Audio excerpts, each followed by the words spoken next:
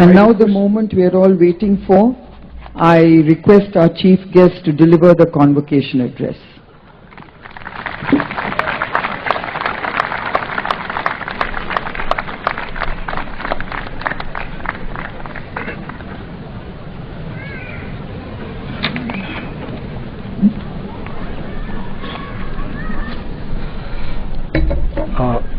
Dr. Kiran Mazumdar-Shaw, Chairperson of the Board of Governors, Dr. Sushil Vachani, Director IIM Bangalore, all the faculty of IIM Bangalore, parents, and most importantly the students graduating today. It's really a great pleasure and privilege for me to be here today to address you at the 41st convocation of IIM Bangalore. I thought I'll speak about disruption. So everybody's talking about disruption.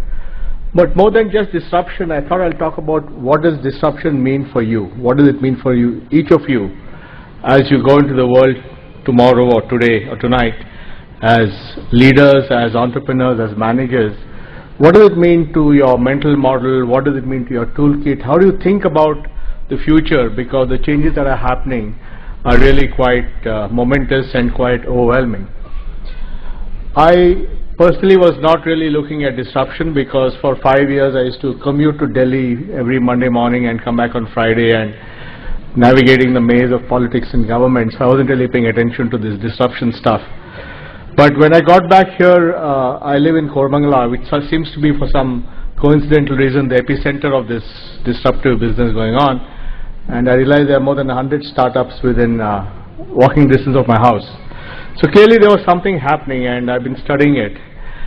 And I think the disruption that's happening is truly different, because when you look at what happened in the first phase of this technology-led disruption was really the digitization of things which could be converted into digital formats. So you had books becoming e-books, music becoming digital and iPod or iTunes, about video becoming available on the internet, or it could be photographs with smartphones replacing camera and so forth. It is all digitizing things that were in the physical world but were now available on a digital platform. You can think of that as one generation of the disruption, and that obviously had a huge impact on film companies like Kodak or camera companies and so on. The second sort of wave of disruption you can think about is the disruption caused by an alternative way of doing things. So for example, while you always had physical retail where you could go to a shop and buy things, now you had e-retail or online retail, and Amazon and Flipkart epitomize that, where you have an alternative channel by which you can buy something and have it delivered to your house. Or you need to think about what's happening on social media or on search. It's really an alternative way of delivering advertising to a consumer, different from the classified ads of newspapers or TV ads. And that obviously also has disruptive impacts, because if the revenues of newspapers migrate to Google, or the revenues of TV ads migrate to some mobile ads, obviously it has a big impact on many businesses. But I think what we're seeing now is the third wave of disruption, which is the ability to reimagine a business using the power of technology, and in creating new businesses that didn't exist before. So what we see with people like Ola and Uber and all these guys is they fundamentally reimagined and created a category of business that didn't exist earlier. The ability to harness 100,000 or 200,000 people with individual cars or taxis and make them into a virtual network which you can summon on your smartphone. Or if you think of Airbnb becoming the world's largest hotel chain without owning a single hotel, a single hotel room is again an example of a new model of doing things. And this is happening across the board. For example, in the area of oil and gas, the discovery of fracking, horizontal drilling, and data analytics has fundamentally changed the way you find shale oil and shale gas, dramatically affected the price of oil and gas, and changed the whole power dynamics of the world. So all these disruptions are happening. Now what does it mean for you all as you enter this world? Because these disruptions are not happening just in the technology area, they're happening in every industry. They're happening in the automobile industry, where you have a combination of the Ola model with electric cars and driverless cars, all changing the whole notion of urban mobility. It's happening in pharmaceuticals with with the ability to do gene sequencing and individualized consumer level medical treatment. It's happening in manufacturing with robotics and 3D manufacturing. So actually, the effect of this disruption is pervasive across all sectors of the economy, and therefore whether you go out there to work in different industries, whether you're going to become entrepreneurs or leaders of organizations, or whether you're going to be consultants, unless you understand all this stuff, it's going to be difficult to do your job. So I think it's very important to understand the implications of this disruption on your lives. But what does that mean in terms of how you think about yourself? I think, what are the abilities or what are the things you need to be good at in this world? I think the first thing is the ability to embrace change and not to resist it. I think because of the pace of change is accelerating, being proactive with dealing with these rapid developments and the disruption that is coming is a less risky option than to resist or stall the change. In other words, you have to rush headlong into understanding the change rather than resist it. So I think it's very, very important that as you proceed in your various careers, that you must be ready to embrace the change. You may decide to implement or not implement the change based on its context, but fundamentally the ability to embrace change as opposed to resisting or stalling, I think is one very urgent requirement as you approach this new world. The second thing is, which is becoming all the more critical, is the ability to move quickly, to be a first mover in whatever you're doing. And the reason for this is very simple, that in these new disruptive markets, especially when they have a digital layer to it, they have what's called as a winner-take-all behavior. In other words, the person who takes the lead and dominates tends to have a winner-take-all advantage, and it's very, very difficult for a number two to come because it's so much more difficult to break in. I mean, in the old days, you had a Coke and a Pepsi or a Hertz and an Avis. You could have more than one or two or three players dominating in a sector. But in the new world, it's really about somebody taking lead position and then automatically cutting out the oxygen for the others. And therefore, because the first mover advantage leads to this winner-take-all behavior, it's very important that you move at speed, because you can, if you get left behind, you get left behind a lot. So I think that's the second big thing that you need to think about. The third is, I think, the ability to visualize business at scale. Today, if you look at it, what the digital world has done is, for the first time, create platforms which have 1 billion users. You couldn't think about 1 billion users even 10 years back. But today, you have platforms, whether it's Google's Android or YouTube or Search or Facebook or WhatsApp, or the emerging Chinese platforms like WeChat or Aadhaar, which is 1 billion users. So all these are 1 billion user platforms. So you have to think scale in this new world. And thinking scale itself is an art, because thinking scale requires you to visualize a business in the future and visualize and look at every aspect of that business and make sure that you remove the bottlenecks and you remove the friction for it to scale up very rapidly. I think this is very, very important. We learned that at Aadhaar, where we had a mission to get to 600 million people in 5 years. We did it in 4.5 years, because we looked at the entire value chain of how a number is enrolled, allotted and delivered, and reduced all friction in that so that you could scale it up to more than 1 million numbers a day. But thinking scale, removing bottlenecks is going to be critical in every aspect of the business that you take up. The next thing, which I think requires again a revisit of a mental model, is what are the moats that defend your business. Historically, you had moats which defended your business, which allowed you to deal with competition. For example, having a very strong distribution channel was very important. Having a very strong set of branches for a bank was important, or retail outlets for a physical retail store, or having ownership of the newspaper printing press was very important for the newspaper guys, and so on. So the assets that you had to have to create moats were very different in a previous world. But today those assets in fact tend to be stranded assets or displaced assets, because today's assets could entirely be on a phone.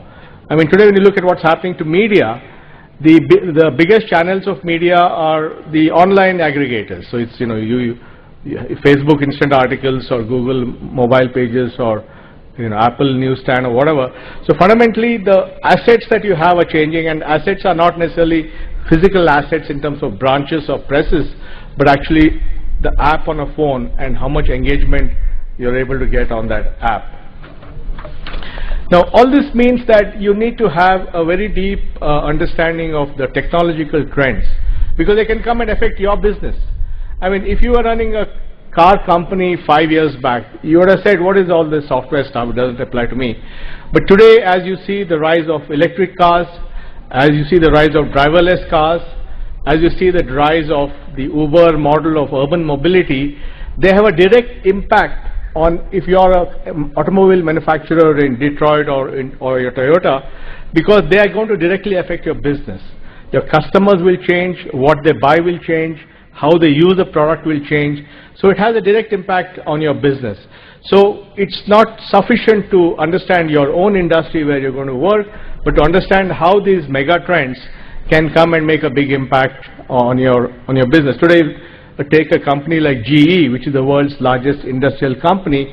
They're incredibly focused on figuring out how technology, the Internet of Things, can make a difference to their lives.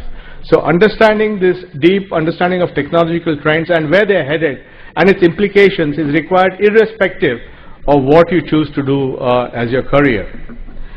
The sixth thing, I think, which is very important, is the ability to process vast amounts of data and analyze and synthesize it in a variety of ways.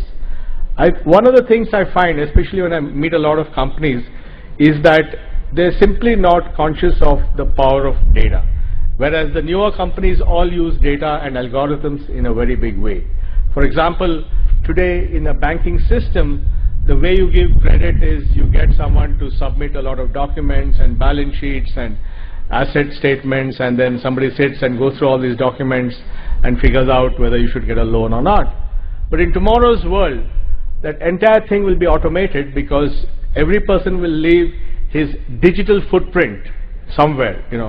The things you buy, or the way you make payments, the way you use your mobile, the taxes that you pay, the stuff that you sell online on a marketplace, all those things will leave digital footprints, and your social media behavior. And those digital footprints can be harnessed by you to show that you're eligible to get a loan. And therefore that data is the basis for awarding the loan, and that data along with an algorithm is going to decide whether you are a good risk or not. So suddenly the ability to underwrite credit risk moves from people analyzing paper to data and algorithms.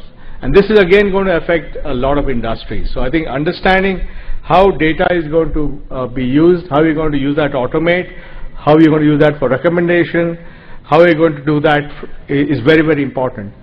And it's particularly true in India, because India is actually leapfrogging from a data poor to a data rich country in 3 to 5 years.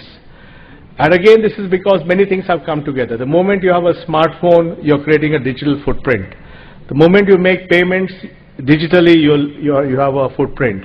The moment you're on social media, you'll have a footprint. The moment you start paying taxes online, you'll have a footprint. The moment you do bill payment online, you have a footprint. So fundamentally, in a very short period of time, which people are not even fully comprehending, you're going to go from being a data poor to a data rich country.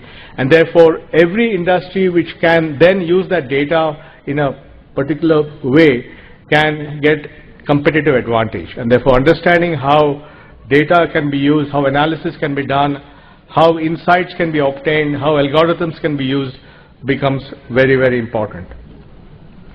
Another important thing is, when things are changing so dynamically, how do you seize the advantage? And I give the example of WhatsApp, which has become so popular, especially in India. When WhatsApp was first launched in India, it used to be called free SMS, because the guy had a data plan and could send unlimited messages. Today, a smartphone is called a WhatsApp phone. That's the definition of the use of that. Now, when you think about it, WhatsApp was something that happened about 6-7 years back when a number of things changed in the industry. You went from feature phones to smartphones. You went from voice to data. You went from value-added services to over-the-top services. You went from desktop internet to mobile internet. All these things happened at the same time. And all the big companies of the world, not the Verizons or the AT&Ts, not the Googles and the Facebooks, it was a startup which understood that there was this fundamental shift happening from voice to data, from feature phone to smartphone, from WAT to over-the-top, and from desktop internet to mobile internet. And they were able to create a product which now has more messages than all the SMS of all the telecom operators put together. So that's the point, that the organization or person who spots an opportunity is really going to be the one who makes make it happen. And therefore, you have to be constantly looking at the environment and seeing what is it that is changing which will fundamentally disrupt the future.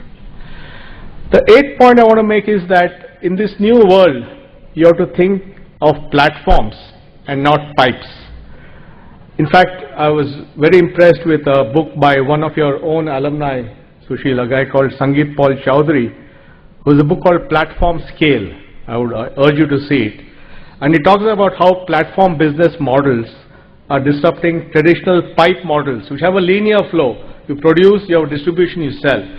In a platform model, you bring people together on a platform. You have interactions among people on a platform, and those interactions are really the source of value creation and this connectedness. And therefore, today it's moving from pipes to platforms, and the guys who have the platform are going to get benefit. And therefore, when you think about business models, you must think as much whether the business that you're in is amenable to a platform and not just a pipe, because that's a huge difference in the way you do things. And also, I think the nature of large monolithic corporations is going away, because today technology is allowing you to aggregate lots of small businesses into a big business. I mean, when you think about Uber or Ola, it's just a platform which has thousands of people with a taxi driving on the platform with a smartphone, or everyone offering a room on Airbnb is nothing but somebody who has a spare bedroom and an app which they can offer for anybody else. And this is something which is going to affect, especially in India, is going to have a huge impact on organization. For example, people are organizing small retailers to become one virtual retailer, or people are organizing a number of individual truckers to create a trucking platform. So, you can think about the new model of business is not creating a company with thousands of employees, but really aggregating lots of small businesses and bringing them together. And that is again something which you're going to think about. And this means you have to build small, flexible organizations and not large, monolithic ones. And therefore, being able to deal with this transition is going to be very, very important. Let me just talk about what's happening in India now, which I think is really setting the stage for a huge amount of innovation. And it's the same kind of transition point of disruption that I talked about in 2009, which led to WhatsApp. And this is because in India we have now a set of layers of APIs which are really fundamentally different. And that's based on the fact that we are a country where we're going to have the basic bank account, identity and mobile number with everyone.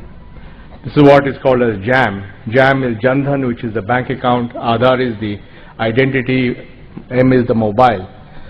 On Jan Dhan, they have opened more than 200 million accounts in the last 2 years.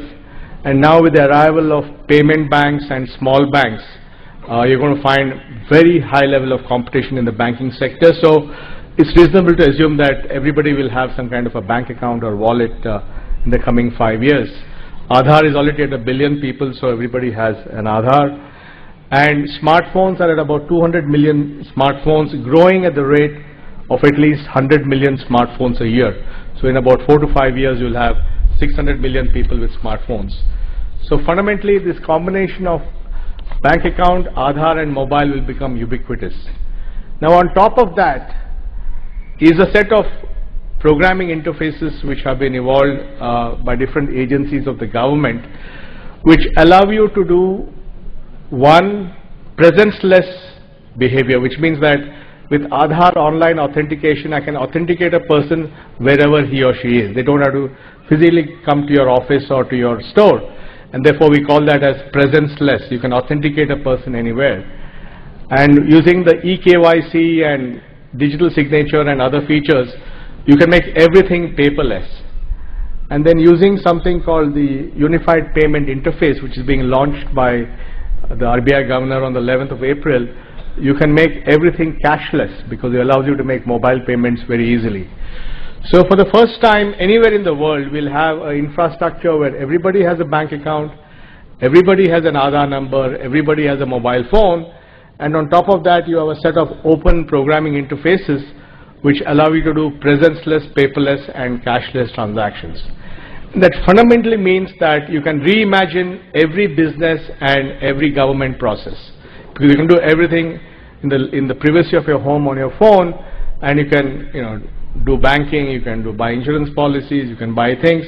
Everything is now going to be available, and this is fundamentally going to change the way we do things. So we see a massive Cambrian explosion of innovation which will come thanks to all these technologies, which is unique to India. So trying to say how is it in the US, it's not like that in the US or in China. It's a fundamentally different mode of doing things here. So I think that's an example of the kind of innovation that is possible. So let me end by saying that I'm really delighted that I'm here. I was here about a decade back as the chief guest. I know that you guys, your records are there that show that. But it's great to be here. I think I'm personally very excited by what's happening. I'd love to be in your seat, graduating and starting my career all over again, but I can't. And but I think the disruption that's happening, the innovation that's required, the opportunity that all of you have are unparalleled in Indian history. So I'm sure each and every one of you will chart your own path to destiny. Thank you very much.